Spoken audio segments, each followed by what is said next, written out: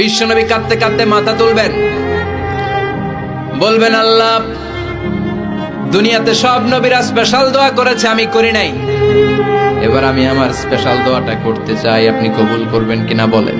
আল্লাহ বলবেন, নবী কি আপনার দোয়া বলেন?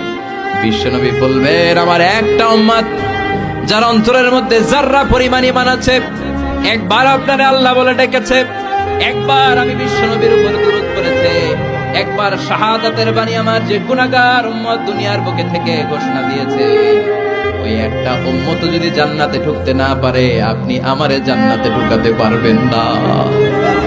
আল্লাহ বলবেন, সাল তুতা, সাল সাল তুতা, ওয়াশফা তুশাফা, শাফাত করেন নবী করেন, যার জন্য দোয়া করবেন আমি কবুল করে নেব। দুনিয়াতে বিশ্বনবী কম কষ্ট সহ্য করে নাই। 3 বছর শিয়াবে আবি তালেবে জেল খেটেছে। কয় বছর?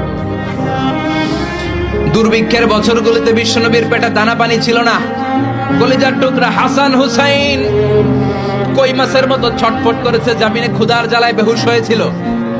বিশ্বনবী যদি ওই স্পেশাল দোয়াটা করতেন, জান্নাত থেকে খাবারের বস্তা পাঠিয়ে দিত কে?